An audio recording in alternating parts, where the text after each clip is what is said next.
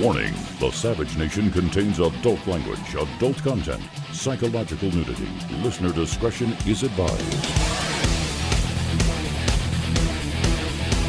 And now, America's most exciting radio talk show, The Savage Nation.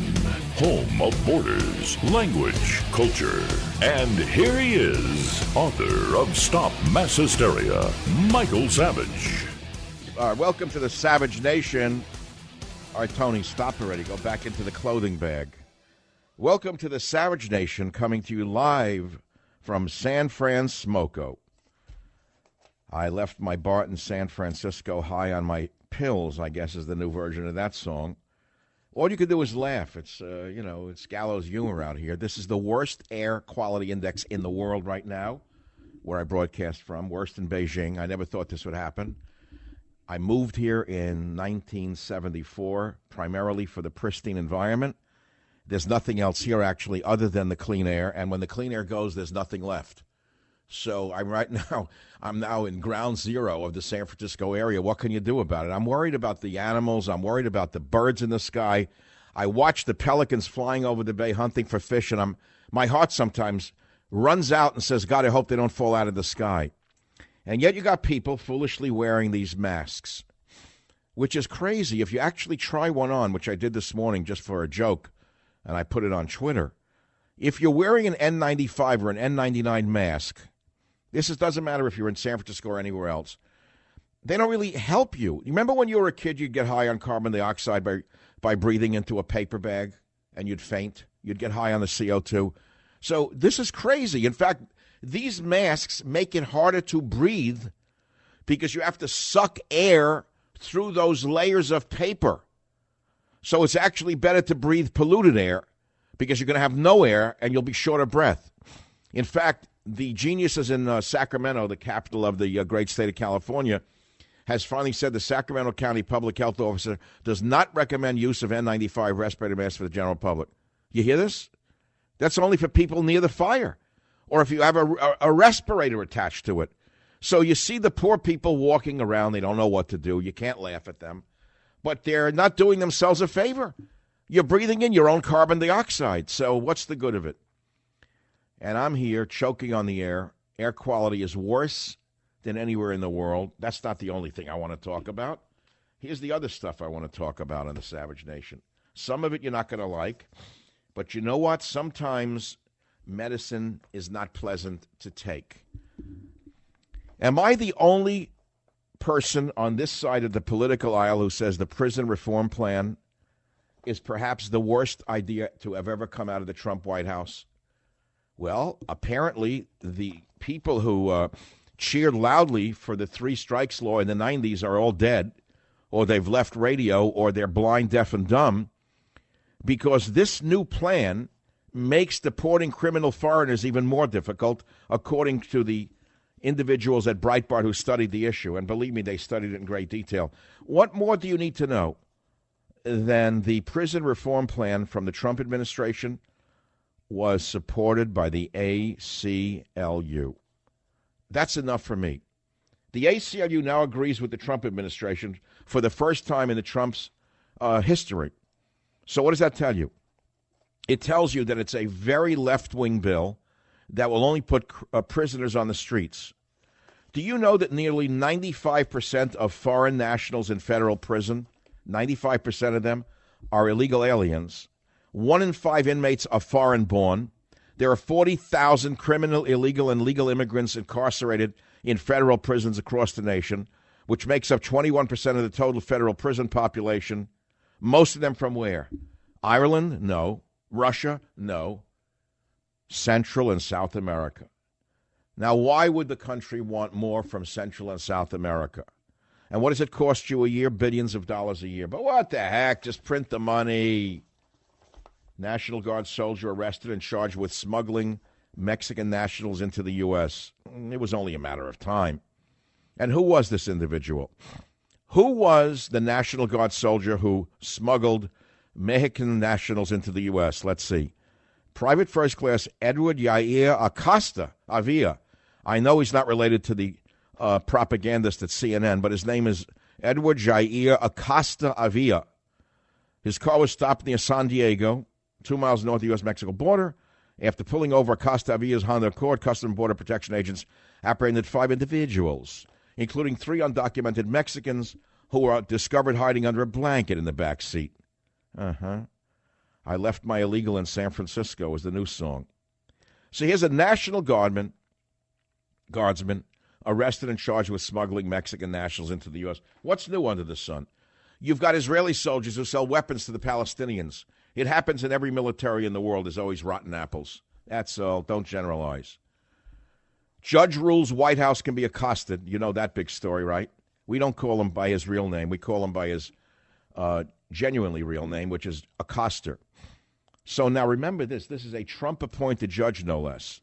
A Trump-appointed judge says that the juvenile delinquent, troublemaker, all-around yippie is allowed to come in there and disturb the people in there.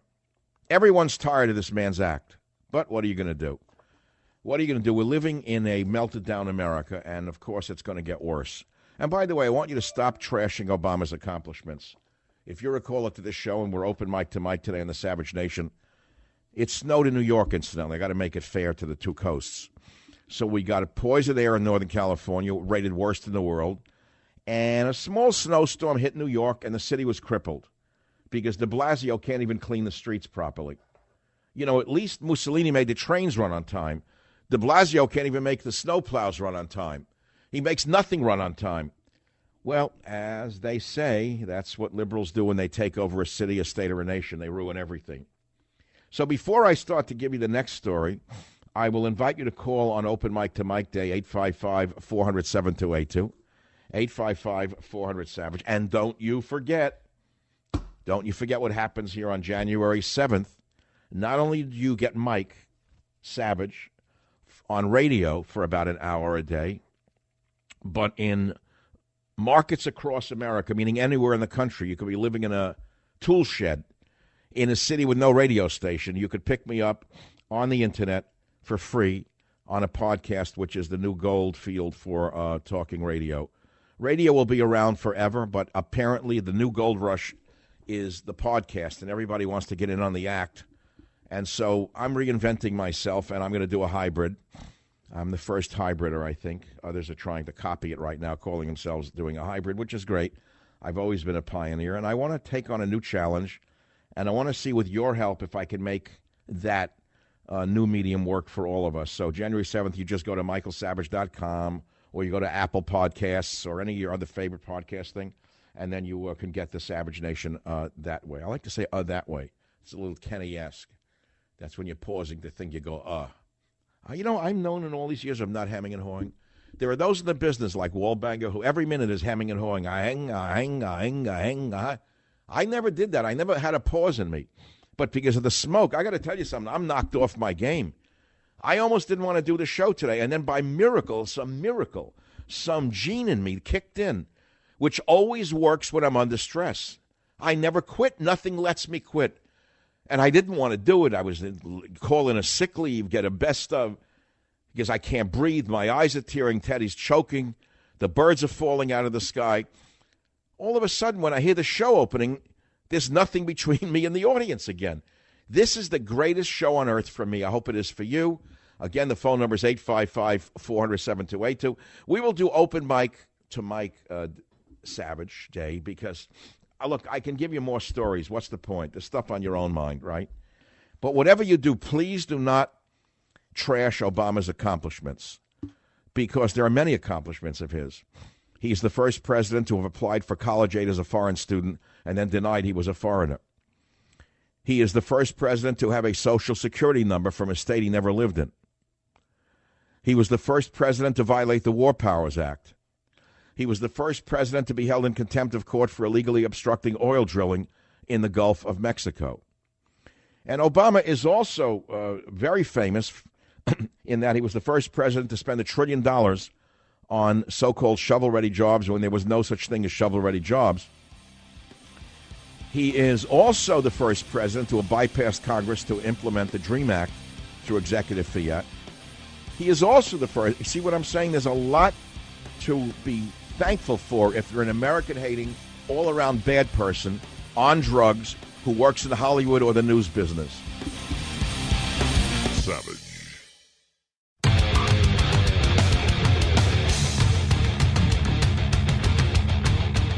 Welcome back to the one and only Savage Nation. I don't know what's wrong with me, but I feel good. Even though I can't breathe, my eyes are burning. My dog is dying on me.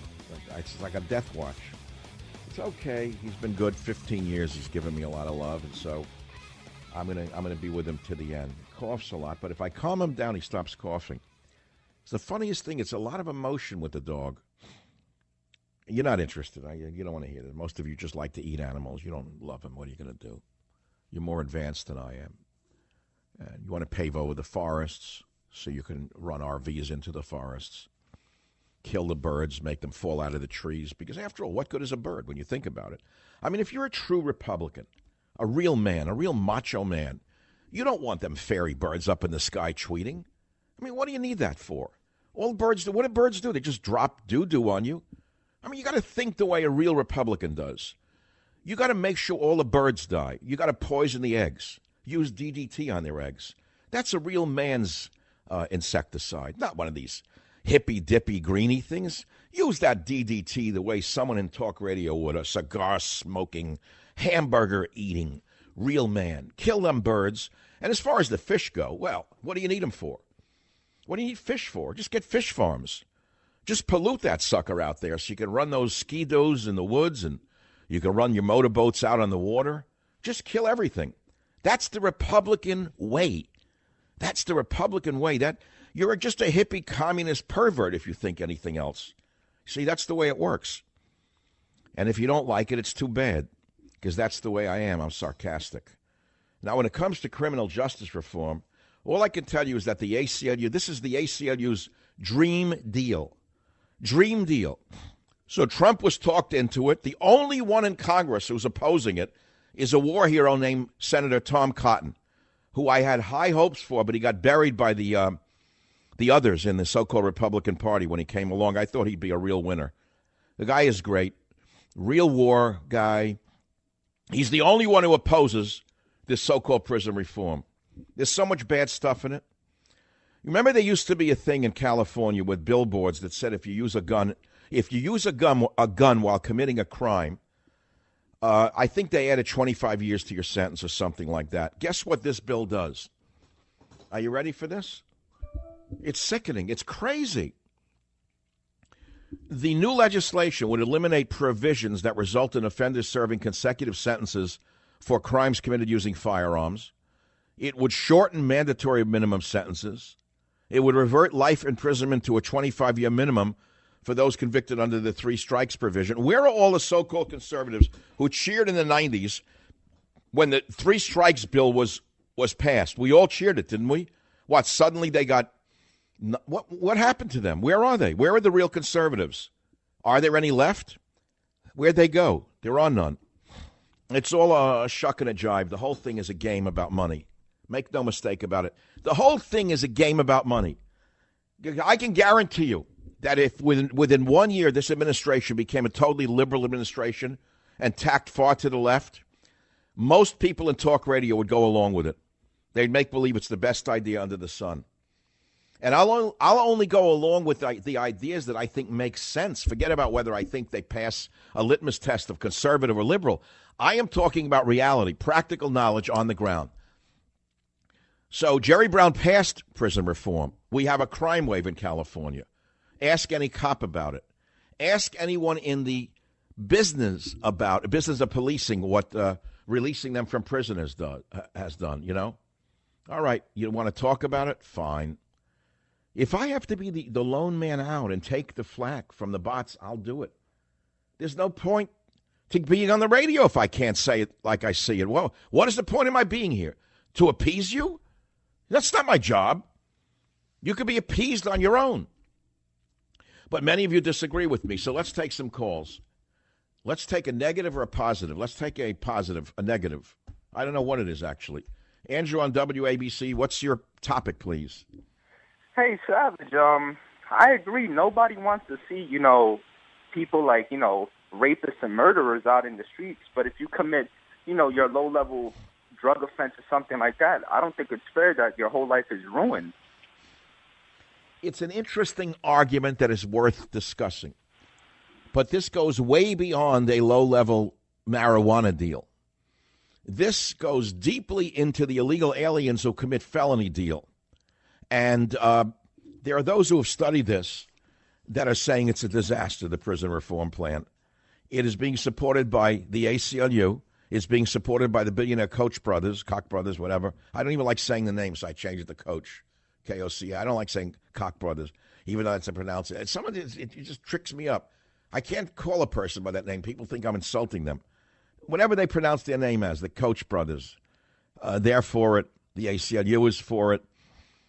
And it will allow criminal illegal aliens to be placed in prisons that are within 500 miles of where they were illegally residing, and allows deportable criminals to be considered at low risk so they can be allowed to stay at home in home confinement rather than finishing out their sentences in prison. This is getting me a little nervous here. This is an ACLU dream. They've dreamed of this reform plan for 10 to 20 years, Andrew. And I think that we need to reform the drug laws rather than reform the prison sentencing laws. In other words, decriminalize some of the drugs instead of reforming the laws about imprisonment. At least that's one man's opinion. Savage.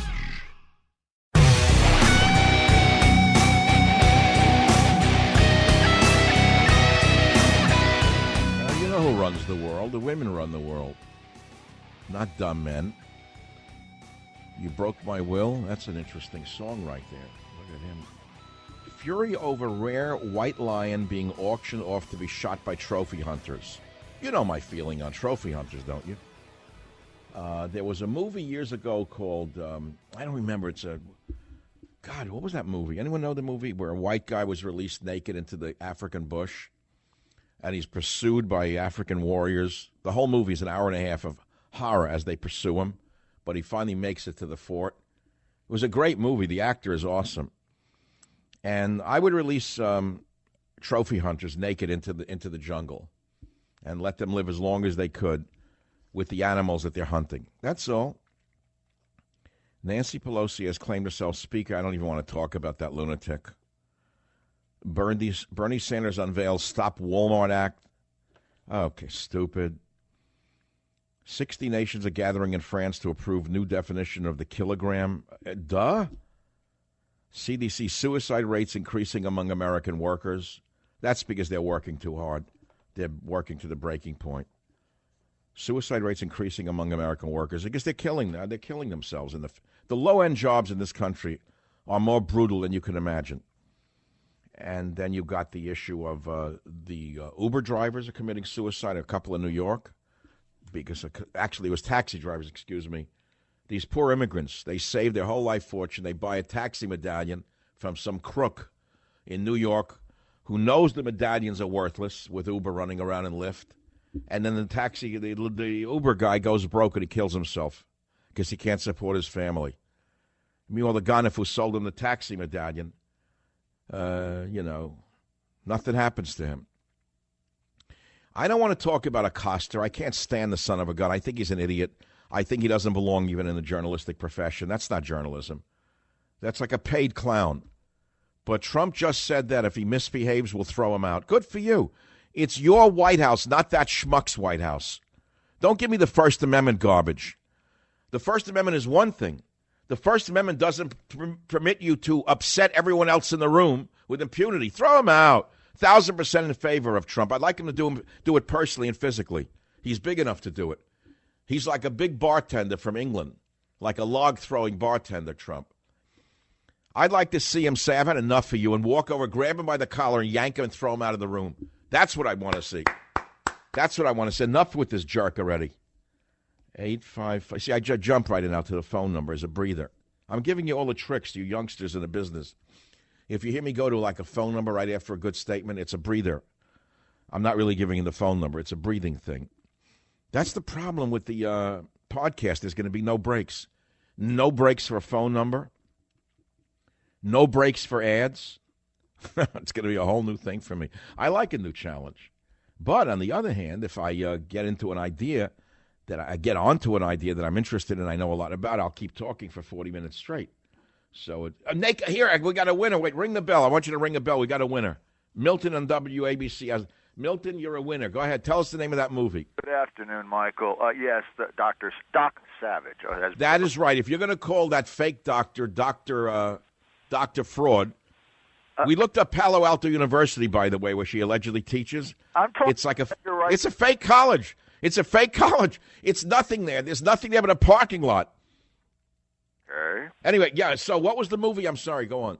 The movie that you were referring to is called The Naked Prey. The star was Cornell Wilde. And I agree with you. Big game hunters should be subjected to that.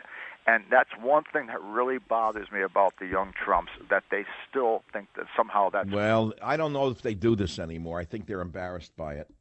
Should be. It's not a very good thing to do, is kill these noble creatures. Hey, Mike, not very good. I hear the whole story about that they give the money to the conservation and the meat goes to the village. You know what? That doesn't make up for the psychosis of having to hunt an innocent creature like that just for the thrill of killing it. I know how much work you've done on the behalf of those animals, and for nothing, it's come to nothing.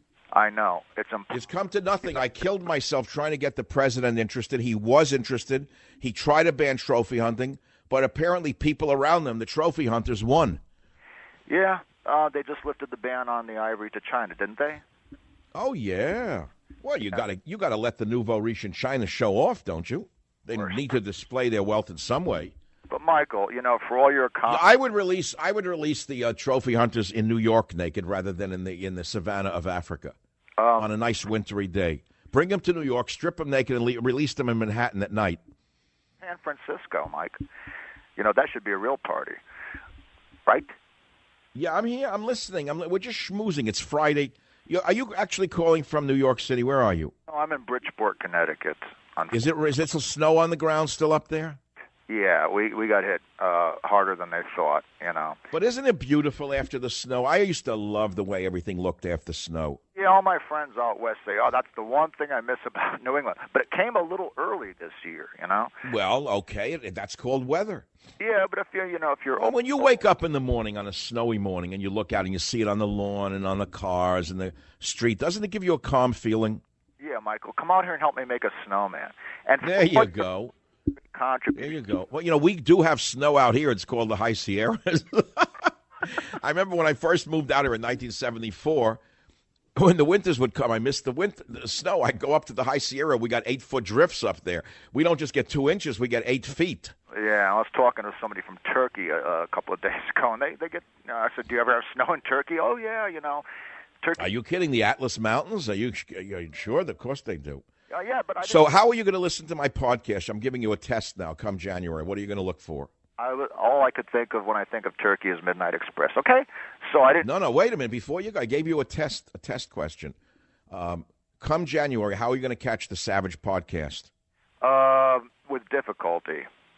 I'm not really technically inclined, but I'm in the process. See, but that's a problem. A lot of the audience just wants to hear the radio. It's a convenience.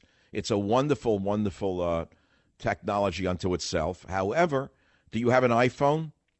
No, I do not. I'm in the... All right, and don't laugh. A lot of people listen to radio and do not have iPhones, and I guess that's the end of ever hearing me again. Cool. Well, you're listening in in Connecticut on WDRC in Connecticut? Yeah, I have like a coconut with a wire attached to it. I can barely... There you go. You could connect you can connect to your fillings, a little wire, to a radiator, and then put like a coat hanger on your head. You'll get the show then. All right, thanks for... If he's listening in Connecticut on WDRC, he's in business. I think they're taking the show come January. Look, I'm starting something new. We'll see where it goes. I'm going to give it a year or so. If it doesn't work, you know what? You'll never hear from me again. If it works, I'll stay in the business. Here's the thing. I want to do it because I have so many ideas and I love it. But I'm not desperate like so many people in the business who need every shekel they can make to make mortgage payments, to make sure the toupee is combed and washed every Friday, to make sure that the arteries are fleeced out with a pipe cleaner. I don't need any of that. I like this. This is what I like. You know, I just wanted to finish a reverie before we take a break. So when I first moved to California in '74, I missed the winters in New York. I used to love winters in Queens and Manhattan. One of my favorite memories in my life is racing a Morgan Plus 4 through Central Park in a blizzard. We were crazy kids, and we used to do it. We didn't hurt anybody, and it was so beautiful to race that car and skid on the pavement. You know what a Morgan Plus 4 is? Those are very low-slung cars, and a bunch of us had sports cars. They were older. We went into Central Park, and we'd race through the park in the snow. It was a kick, that's all. It was like drag racing on Connecting Highway. Everyone does that if they have a car. If you're a kid, you like to race your cars. Everyone does. But anyway, I don't want to make some bigger statement about it than that. So to make a long story shorter than it already wasn't, I come out to California. There's no snow out here, really. Yeah, the mountains get dusted down in the Bay Area. We go to the Sierra, 8-foot snowdrifts. My favorite memory in the world, actually, to this day, my favorite Thanksgiving memory, if I must tell you something. Can I share it with you, yes or no? I know many of you are saying, sure, Mike, I got nothing to do, and I'm listening to you. Tell us your favorite memory about Thanksgiving. No, it's not about Mom. No, it's not about Dad. God bless him, even though that's a beautiful memory, but that goes second tier. First tier, High Sierra. Both of my children, God bless them, were young. How old were they at the time? Maybe, I don't know, 7. One was 7. They were still in the young age. One was maybe 11. When they're still, when you can take care of them. When they're not antsy to go somewhere else, and they want to be with the parents. Those are the greatest years in your life when you want to be when the kids want to be with the parents. Those are the most beautiful years in a person's life. There's nothing to top that. The kids were young. We'd go up to the Sierras. I had really almost no money because I was, whatever it was, I had almost no money. But it didn't stop us from having a good time. And we stayed in a one-room cabin above Truckee. And our best friends were a Mexican family who, for some reason, they lived on the grounds. I can remember to this day, this family.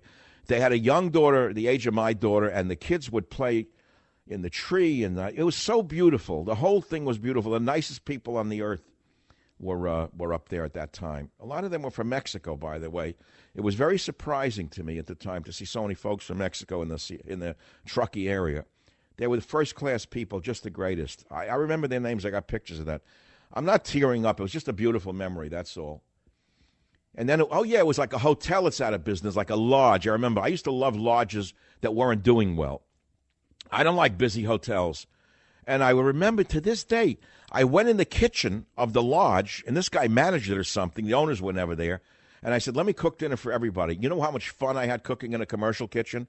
Guess you can splatter. You got 18 burners to play with. Oh, those are good memories.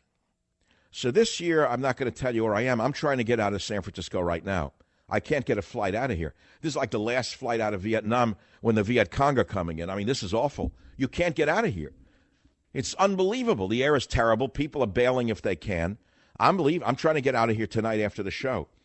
But as of next week, I'm going to be broadcasting, God willing, from another location. I'm not waiting another few days. This is so toxic. As I said earlier, I look out on the bay and I feed the birds, the gulls, the pelicans, the terns. I know all the birds. Some of them I know by name. They know me. It's unbelievable. They're like pets. I am looking and praying to God they don't fall out of the sky. It is almost biblical in its pollution level. That's how bad this is. And I'm not exaggerating. Even the liberals have admitted it's the worst air quality index in the world right now. It is worse than Beijing. All the schools are closed. Do you know this? I know if you're not here, you don't care. It's like I didn't really care about Katrina. They're all regional. All these disasters are regional. So you hear a snowstorm crippled New York, you don't care. You hear people are choking to death in San Francisco or their houses were burned down, you don't care. You know New Orleans was flooded, you don't care. This is the problem with the nation today. No one really cares about anything except in their own backyard, right? That's the way it's always been. Okay, time for a break. Savage.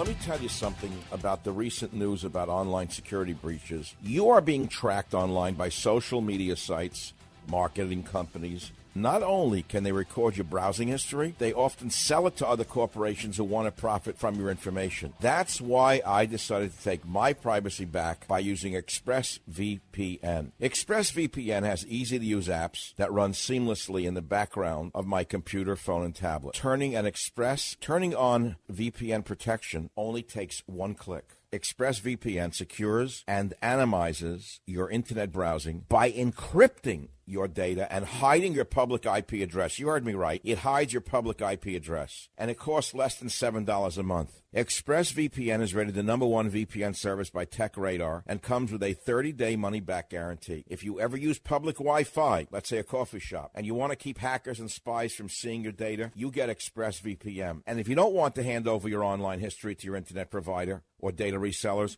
you use ExpressVPN. Protect your online activity today and find out how you can get 3 months free at expressvpn.com/savage for 3 free months with a 1-year package. expressvpn.com/savage to learn more now. Oh, and now back to the news on the Savage Nation. There's lots of news that you don't want to talk about. It's all boring, actually. But here's one that caught my eye. Monkey develops autism symptoms in world's first as it's given antidepressants. It's a very confusing headline because the way the idiots wrote it, it makes it read like the antidepressants caused the autism. The exact opposite is true. When this monkey was just a small embryo the size of a pinhead, they pinpricked the monkey's DNA, and they created a mutation in SHANK3, a gene linked to autism, okay? So the monkey had strange behavior, became autistic. So they treated it with antidepressants, and they say that its behaviors are reduced, it's more sociable. They claim the drug works. The mutant monkey was given the antidepressant fluoxetine, known by the brand name Prozac, for 2 weeks. During this time, the monkey circled its cage 86% less overall and socialized for 15 times longer than before. And after the dosing ended, meaning when the monkey was taken off the Prozac, the monkey returned to its sad, obsessive behavior. And so the scientists think its behavior could be related to anxiety. Researchers also found brain scans showed no difference in the mutant monkey's brain structure and normal monkeys. Its head size was also in the normal range. It's an interesting story. I hope it's a breakthrough for people suffering from this particular illness. Now, on the issue of prison reform, I will read something from someone who was in prison. I will not read his name. He's a friend of the show. Michael, I rarely disagree with you, but if you have not experienced the injustices of the federal criminal justice system, whether personally with friends or family, then you may not understand the feds are more vicious and vindictive and that harsher sentences rendered than the state. Most so-called federal crimes are nonviolent, process, paper, computer, white-collar related. There are drug offenders, dealers, and illegal immigrant invaders, too. And he goes into how these people are mistreated in federal prisons. And so he's in favor of it. He said they're all political prisoners. And that first-time nonviolent offenders and phony Fed crimes are the ones that should be released from prison earlier. He said federal prisons and private prison industry is a big business. Savage. Warning, the Savage Nation contains adult language, adult content, psychological nudity. Listener discretion is advised. And now, America's most exciting radio talk show, The Savage Nation, home of borders, language, culture. And here he is, author of Stop Mass Hysteria, Michael Savage. I mean, it's not a big deal. What they said, though, is that we have to create rules and regulations for conduct, et cetera, et cetera. We're doing that. We're going to write them up right now. It's not a big deal. And if he misbehaves, we'll throw him out. Or we'll stop the news conference. What are your rules going to be? What is it that you're saying? They're doing them now. This is over the line, and you lose your press. Yeah, they're doing them now. I mean, we'll have rules of decorum. You know, you can't keep asking questions. We had a lot of reporters in that room, many reporters in that room, and they were unable to ask questions because this guy gets up and starts, doing what he's supposed to be doing for him and for CNN, and just shouting out questions. and making statements, too. But I will say this, look, nobody believes in the First Amendment more than I do. And if I think somebody's acting out of sorts, I will leave. I'll say, thank you very much, everybody. I appreciate you coming, and I'll leave. And those reporters will not be too friendly to whoever it is that's acting up. Now, that's the right answer. If the, Samuel Johnson, the great British essayist, long time ago, you wouldn't know when, he wrote, "The law is an ass, period. Nothing's changed under the sun. The law is an ass. That the president has to put up with a juvenile delinquent with a very low IQ, like Jim Acosta, and not be able to stop him or throw him out means the law is an ass and the judge is a bigger ass. So Trump has all the power. He can just either not have a press conference. He could just give speeches from the Oval Office. He can stop the press conference, say thank you very much, and leave, like other presidents have done when they start to badger him. And that's what he should be doing. He doesn't have to fight with everybody in there. So that's smart. That is very smart. Newly assertive Melania puts first back in first lady. She's the greatest. She's the smartest first lady in the history of America. The most beautiful and the most accomplished, which is why the vicious, ugly, stupid women in the media despise her so much. They're not up to even tying her shoelaces. And I'm glad that she's asserting herself. I'd like to see more of her, frankly, rather than less. And where is Pence, by the way? Where is he? I don't even know where the guy is. He's a very, very dignified man. I mean, I was lucky enough to spend 30 minutes with him after 30 minutes with the president. And we discussed the presidents before him. We discussed the Bible. But where is Mr. Pence? Well, who knows? You don't have an answer. Let's take some callers. It's open mic to Mike Day on the Savage Nation. Little slush on the ground in the east. Heavy snot in the west. It is like snot. I meant to say soot, but I came up with snot. Yeah, heavy snot in the West Coast. It's awful out here. The worst air quality index in the world. I'm trying to get out of here tonight and fly away from this terrible place. I mean, it's awful. Nothing you could do about it. The real awful are the people who lost their houses, the people who died, and the firemen who were choking to death up there. I know that. But still in all, it's pretty awful down in the San Francisco area. Here we are, 100 miles away or more. And the ash is so awful, you can't see San Francisco Bay more than maybe 200 yards out into the bay. Poor animals. I don't know how their breathing systems can work in this. I don't get it. Like a bird. A bird has small lungs, and they flap their wings at such a high rate. The volume of air coming in and out of that bird. Is there an ornithologist in the audience who's listening to the Savage Nation? Can you tell me how a bird deals with polluted air of this nature? Obviously, it's affecting them, because I can even see the way they're fishing is a little off. I mean, I love to watch pelicans. They're my favorite seabird. They're the most magnificent creature I've ever seen one of the most. You can't separate them from others, but the pelicans hunt in flocks, and the way they will sail right over the top of the water, like an inch or two off the water, with those big wings and the big beaks, and one leads the other. I just love to watch pelicans. And even their flying is altered by this. But you don't care about that. You care about Democrat, Republican. That's all. All you want to hear about is the recount in Florida, and you want to hear about rules and regulations, like that really matters to you. That's what you're hearing today, so you're brainwashed. So I'll take calls on anything that you want. Mark in New York City on WABC. What's your topic, Mark? Not there? Michael? Yes. Michael. It's Dr. Savage, too. Yes, what's on your mind?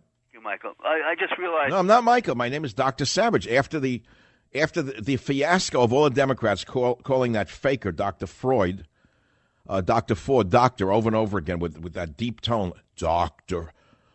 Ford, Schumer, Dr. Ford. So you have to call me Dr. Savage now. What's on your mind, sir? I wanted to talk about the animals, Michael. You hit a very, very important note. It's not just an individual trophy hunter or the savage hunt, all the hunters. There's a lot more people that are just shooting rifles. It's the measure of our intellect and our understanding, our mindset for life. Either we're going to learn to love everything on this planet, get along with it, and that's maybe 1,000 years away. But we have to make inroads, Michael. You're on the air to educate people.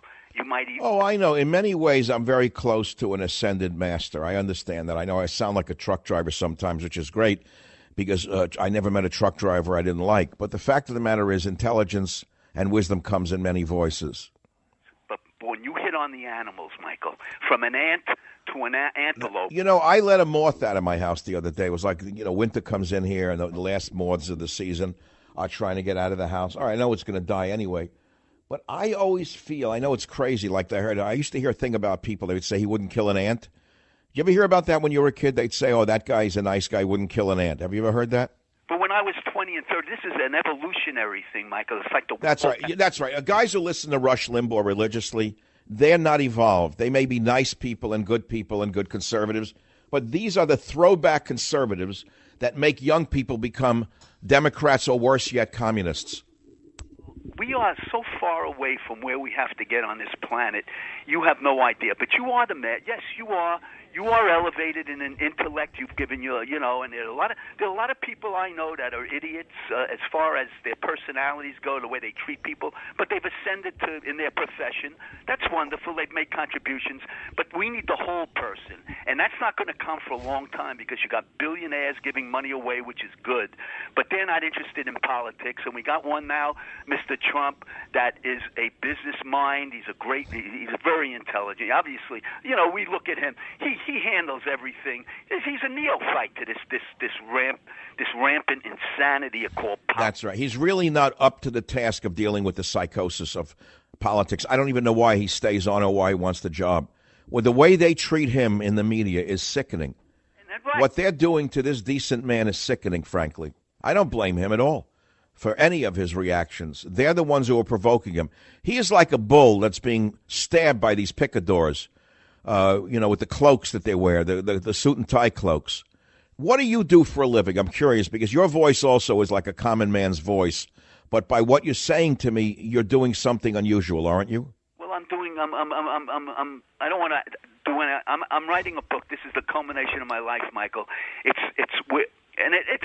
But what did you do for a profession or business in your life? Well, I invested, I sold jewelry, and I manufactured some, but very cursory flea markets. All right, but in the midst of all of that, your mind was thinking about the eternal questions. Isn't that what I'm hearing? Look, I lost people when I was young, and that was a wake-up call. But the whole thing is, you have to get it from like your mother and father gave you certain genetic history for millions of years. We're here 3 million years, Michael, and it's all accumulation. How many generations? But you see, you understand all of this. How many times have I said when I get mad at the radio business, I say, did I survive? Did my ancestors and my DNA survive 3 million years of evolution for me to talk about Democrats and Republicans? You've heard me say that. You are, dude. God bless the universe that you at least... I listen to you religiously. I don't have a cell phone. I don't speak to people. Well, let me go back to what you were saying about the animal thing. You remember the great author, the American writer John Steinbeck, right? You know the name vaguely, correct? Right. Of course I. All right. So Steinbeck wrote Of Mice and Men. He wrote Cannery Row. He wrote other great American novels. Steinbeck was an animal lover. He wrote Travels with Charlie when he was older, and he traveled in a little pickup. He actually had a flatbed with a little pickup cabin on it, and he traveled around America with his dog Charlie. And him and Charlie talked in the car, and he would make observations. It's a beautiful book, Travels with Charlie. People don't know it's based upon Robert Louis Stevenson's book, Travels with a Donkey or something like that. But nevertheless, forget the literary history or the lineage of Travels with Charlie. It's a fabulous book.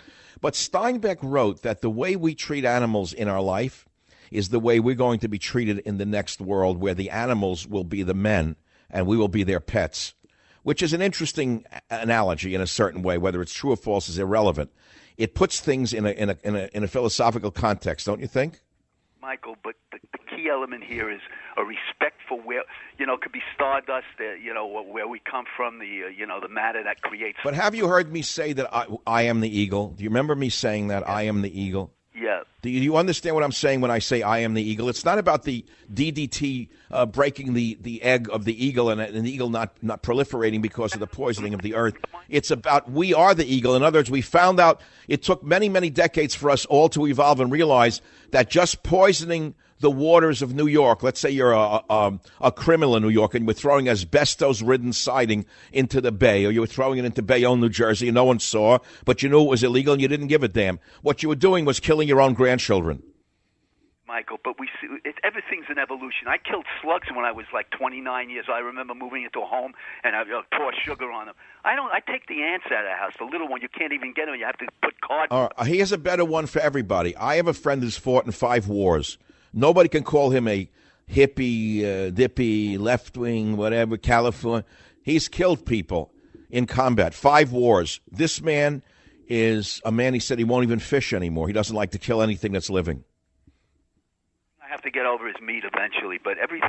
Because he's seen too much death in his life. He doesn't want to be responsible for taking the life even of a fish. That's how he's come to that, that's all. So, you can go only so far with this, and then at a certain point, people will turn you off because they're not evolved. You got to understand that most people who listen to talk radio are not evolved. They don't want to hear the conversation you and I are having. They immediately categorize it as some hippie, communist, left-wing, soft-willed thing. And I'm aware of how they listen to this and what they say about me. I get it. Look at the bell curve. We got to get the IQs. I'm not a genius. IQs have to be elevated, though, eventually with education or whatever. People have to become more aware. People, they can't even eat. They're starving. So what are we going to do? Eventually, everybody has to be fed on the planet. Yes. Do they have to work? Only if they can. If they're infirm and they can't, no. But these giveaways, this bullshit. Michael. What happened? Where they cut you off in the nut house? They cut your phone. What happened? The attendant came in and cut the phone? Where are you? I'm joking. Come on, I'm a jokester. Look, we're running short of time. Here's your big quiz of the day. How are you going to listen to me in January on my podcast if you don't have an iPhone? Studio if I have to. No, I'm going to go on .com, which I listen at 5 to 6 on WABC. Oh, you go on michaelsavage.com to get the third hour now. Yes, absolutely. You don't want to hear Mickey Mouse with on Laughing Gas, huh? What's his name? I don't even know the guy. I know, he's a nice guy. I'm joking. Just everybody's competitive with everyone else. So look, I'm going to send you a copy of Stop Mass Hysteria, even if you have one. It's a super evolved book. It's not for the average person. They want to read Democrat, Republican, Trump good, Trump bad. That's all they want to read today. But this is a book of history that you will love. This is the one and only Savage Nation. Back in a moment. Savage.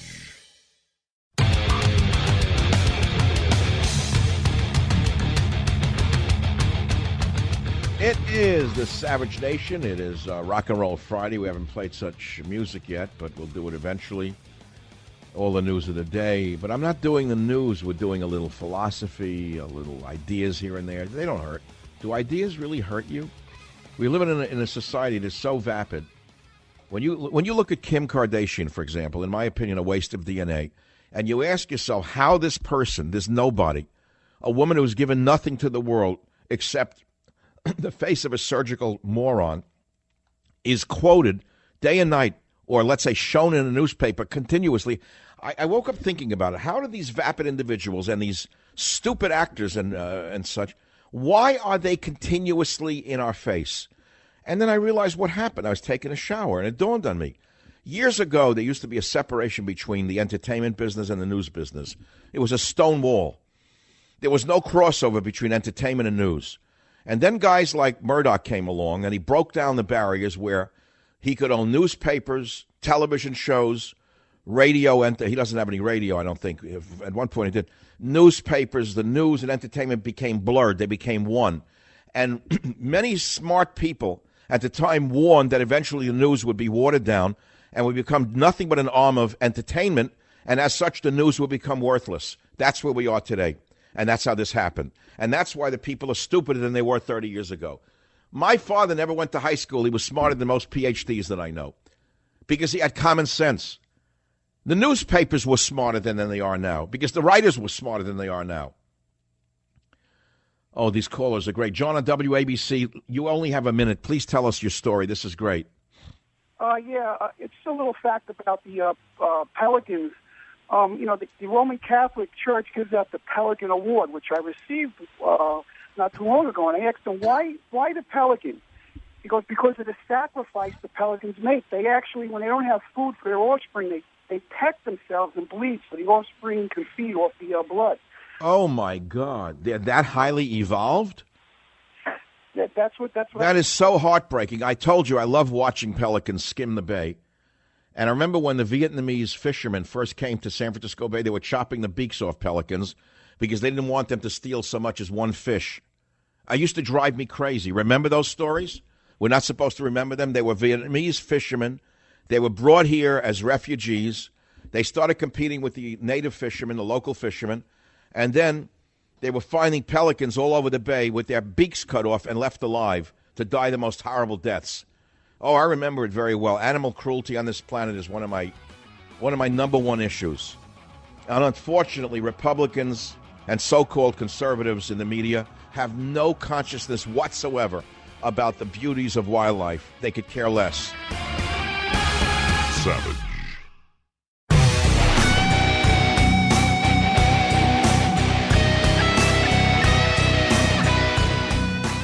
Shabbat song. Welcome to the Savage Nation. It's a Friday edition. 1,000 accidents in New Jersey. Drivers were forced to sleep in their cars.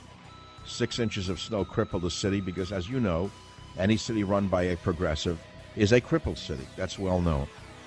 It took Mussolini to make the trains run on time. Of course, we're not asking for Mussolini, but how about something in between de Blasio and Mussolini? Anyway, it's that damn global warming again. We're on the way to a mini ice age, according to true climatologists, as opposed to those who were made out of copy-paste. Phone number here is 855-400-7282. 91,000 pounds of raw turkey recalled amid salmonella outbreak. 91,000 pounds of raw turkey recalled as a result of salmonella. That's great. It's a dirty animal. Turkeys are known to be filthy. All right, online, Sage, line 2, topic, what's on your mind? Hey, Dr. Savage, I'm calling from Los Angeles. I want to let you know I like to listen to you because you don't talk about guns, you don't talk about social identity politics. You're much more different than most radio hosts out there, and that's why I'm a big fan of yours. And I've also called before, and I said that you're like a priest, a rabbi, a professor, and a comedian rolled into one. I'm also like a puppet, a pauper, a pirate, a prince. That's a great song.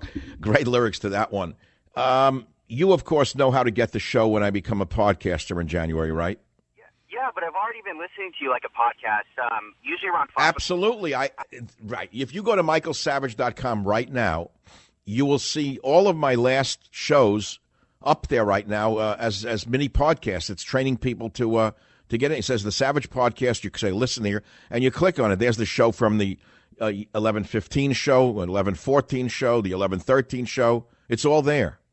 Oh, so it breaks down by the hour, because on TuneIn it only gives you 1 hour around 5 o'clock Pacific time. But I can see you live, but I didn't know that. I wasn't aware of that. I go on your site almost every day, but I didn't. Well, when I start podcasting, you can get it on michaelsavage.com, Apple, or wherever you listen to a podcast. So I thank you for seeing the versatility of the Savage Nation. I will send you Stop Mass Hysteria as a gift for the holidays, and I hope you enjoy reading it.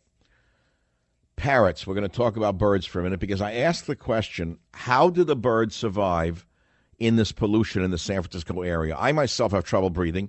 Listen, I bicycle every day. This is what I do. It's one of the reasons, thank God, I'm still, in good health. So far, thank God. It's one of the things. Mega vitamins is another reason. Garlic is another reason. My mother's genes are another reason. But the fact of the matter is, I don't even go outside for about a week now. I'm in the house. I don't bicycle. I won't even walk outside because the air is toxic. So I watch the birds on the bay, and I'm wondering why they're not falling out of the sky. What are they doing? What do they have as a filter? Because their metabolism is much higher, right? Flapping the wings and all that. Every bite they take, they have to fish for.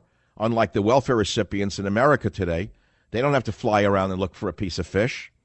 They don't even give them a fishing rod in America. They come over the border, they give them the fish, and then more fish. And if they don't like the fish, they give them a steak.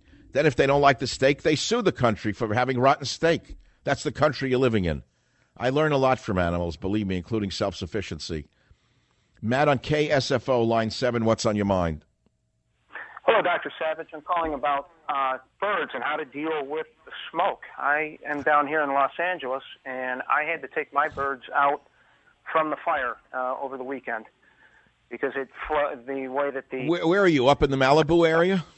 No, I'm down in Marina del Rey, and with the wind shift, all of that Malibu smoke came into the west side of L.A.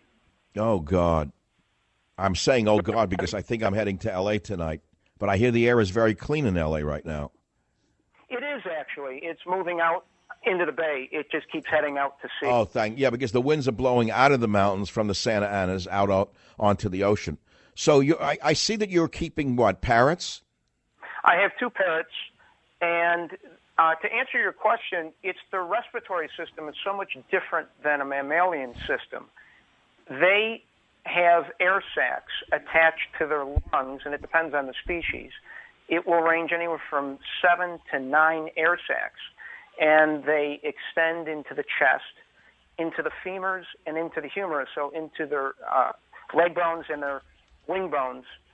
The center parts of the bones actually have air sacs that hold air, and they don't have a diaphragm. They actually have to use muscles for each one of the air sacs to breathe in and expand out, set up a negative pressure to bring air in, and then the air moves into the air sacs, and then they compress, and then that will move it into the lungs, and then as they expand the muscles again, it comes back into the air sacs, and then when they expire or compress in for the 4th time, then they will expel the air. So, isn't it a miracle? Isn't life a miracle when you consider even a humble bird is not so humble? Isn't God great? All you can say is God is great. Some would say it's evolution. I would say it's God. It's astounding to me. I remember when I was a young undergraduate student, and I took home disarticulated skeletons of the amphibian, the bird, the mammal, right?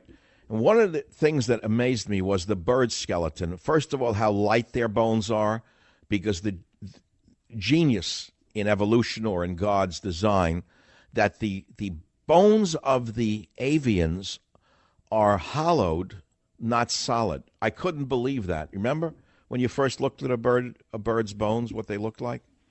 I do, actually. My background's in anthropology, and doing physical anthropology, I couldn't believe how hollow the bones were on a bird. It's dramatic how they sacrifice weight. And then it's astounding. As you say, evolution or God, whatever you want to say, it gives you a sense of awe about the whole mystery of creation and just of a humble bird.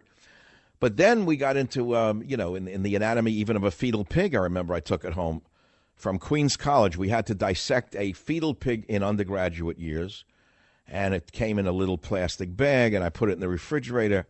And I remember my aunt came over for one of the holidays, and I stuffed it in the back of the fridge. And it's kind of a funny story. She was looking in the refrigerator for some food for the dinner that we were going to serve that night, and she came screaming out of the kitchen when she opened up the plastic bag. She didn't know what it was. She saw this fetal pig in the back. She was screaming, "What is this? What is this animal?" I said, "Relax, Aunt. It's just a fetal pig from my anatomy class." It was just a funny moment.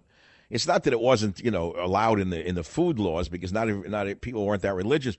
It was just the shock of that animal rolled up in that plastic, Anyway, that's a side note. But we'd get the disarticulated skeletons, and it made me just wonder at the mystery of creation on the planet, even as a kid. So even a bird has this complexity, right? How about if you're a bird lover, the story of the wonderful cranes who fly thousands of miles. I've watched video of them as they fly over the Himalayas, where they have to use the very last ounce of strength in their mitochondria to flap their wings one more time to get over the drafts at those high altitudes, because once they get over the other side, they can almost coast down. Have you ever seen that video of the cranes, how they struggle in their migration? No, I did not know about that. Wow, that's dramatic. Oh, it's unbelievable. I mean, out here in the Bay Area, we have large cranes. They're all African in origin, I believe. The gray ones, the white ones, they're awesome to look at. But if you look at the story of cranes and you see how many thousands of miles they fly in their migration and how they have to expend every last, I shouldn't say ounce, every last burst of energy they can get out of their cells, mitochondria, to make it up over the high drafts of the winds in the high mountains, mainly the Himalayas, it's astounding that they can even survive. And so for man to poison the earth, for man to shoot them out of the sky, for man to not care about them is, in a way, not so much a sin, but a lack of consciousness is what's at play here from the point of view of consciousness. How old are your parrots? They're in their 70s, early 70s. 70 years old? Yes. So wait, how old are you? I'm 48. So how do you have a 70-year-old bird? Oh, how old? Oh, the bird's not that old. I thought you said parents. Oh, the parrots. I'm sorry. Sorry, that's funny. Well, you can inherit parrots. They can live 100+ years. It depends on the species. Oh my God! I mean, how do they take to a cage? Do they must adapt to it if they can live to 70 or 100 years old? They must take the confinement? They get to like it or what? They do. Here's the key. You need to enrich their environment. It needs to be a large cage. Mine is very prone to feather. His species is very prone to feather picking, and that's a byproduct of apparently social pressure. They don't like to be in cages. So we discovered very early on, giving him full flight, we don't clip his feathers. He's able to fly in the house. That stopped his feather picking. And we change out the toys in the cage. We also let him out, so he wants to. The other one is a small parakeet and seems very happy. Doesn't seem to care as much as this one does. There's a video out there. You're not going to believe everyone listening to this show. It's a little-known video documentary called The Green Parrots of North Beach. I have an apartment down in the Embarcadero area of San Francisco, and at dusk every day, you hear a clattering, a whole cacophony of bird sounds. And if you look out your window at a high enough, there goes a flock of 70 to 100 parrots flying past your eyes, and they're flying over to the trees down near the park where they're going to get ready to roost for the night. And the story of those birds is amazing. Apparently they developed, or evolved rather, or were hatched from, and one escaped pair many years ago fled out of a house, and they've turned into this hundreds and hundreds of pairs of these green parrots. There's so much to learn from them. It's astounding. What I learned is that most of them have similar markings. They're from Argentina, Bolivia, and that area. If a parrot appears that has different markings of its feathers, it is ejected by the other birds. It will not tolerate that parrot. In other words, they're very, very, very prejudiced towards parrots of a different feather design or color. It's astounding. Birds of a feather flock together kind of thing. That is very true. I can say that I've learned a lot by having parrots. I used to be a pretty avid hunter, and I will tell you one thing. After having birds, I can't hunt anymore because this parrot that we have, now he's been through 3 dogs. His very first dog that he had, the dog's name was Cody, and he would repeat the dog's name. And then the dog became very sick, and I had to take the dog to the vet. The dog was gone for 2 days, and the bird wouldn't shut up, just kept calling the dog's name, Cody, Cody, just constant. And then the dog came back and lived for about a week. It turned out the poor dog had cancer and passed within the week. That bird went through such a depression, it didn't eat for 3 days. I had to take him to the vet, and they said they'll do this sometimes. He wouldn't say the dog's name again, even after we got another dog. And then he wouldn't repeat the other dog's name, but eventually he would go, when the dog would walk in, apparently Cody became his identifier for a dog. When the dog would walk in, he'd go, Cody. Oh, so to him, dog was Cody. Now, well, look, animals have a different sort of intelligence than we do, which is why they're still here. And if we can't learn from our animal friends, I call my dog my animal spirit guide. He's not the only dog I've ever had. I've had a dog since I'm a little kid.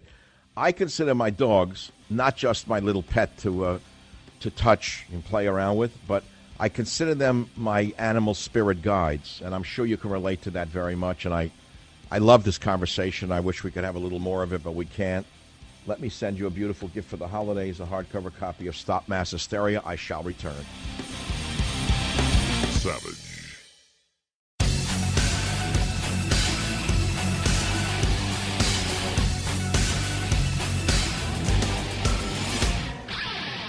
Let me ask you something. Did you ever take your car in for an oil change and get hit with a huge repair bill?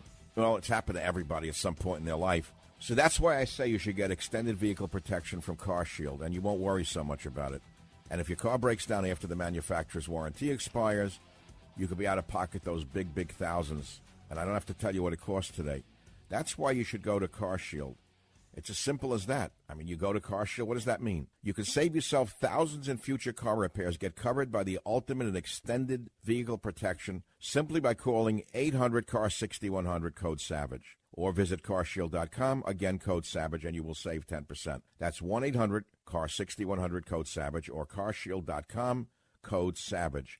A deductible may apply. They make it very easy to fix your car for a covered repair. You can pick your own mechanic, or you have the dealership do the work, your choice.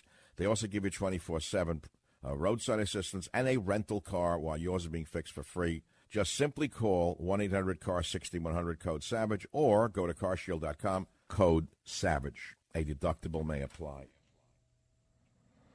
And now back to the news, views, and reviews you've come to expect from the Savage Nation. We've covered an awful lot today, including birds. And I know that this is anathema to people who are political junkies, but if you think I'm going to talk about that low-life, nobody, dimwit, low-IQ reporter who is nothing but a vandal as far as I'm concerned, I won't even mention his name. So why should I repeat his name and make him more famous than he already is? That's going to be a story for someone who can't do anything else. And it's long overdue that we stop mentioning their name, and Trump should stop the press conferences. In other words, if a teacher has an unruly class, and the class refuses to respect the teacher, then the teacher cancels the class. There's no obligation to have a press conference. Remember, he didn't have one for a very long time? Then all of a sudden the press said, oh, he's got to have them, he's got to have them. Then you get this vandal, this low IQ vandal, interrupting it. So don't have them anymore. Let him, do what they do without him. It makes you wonder, why is he having them all together? But that's a small story, I got a report just now that the Catholic Church is actually smuggling in the illegal aliens. It's one of the prime drivers of the illegal alien invasion is the Catholic Church, which really is nothing new to me. They need the bodies. They need the warm bodies in the pews, which are emptying out. They also make billions of dollars in federal, state, and local grants for housing, feeding, clothing, medicine, legal services for the illegals, which is why they treat them better than the people who are suffering from the fires in Northern California are treated right now.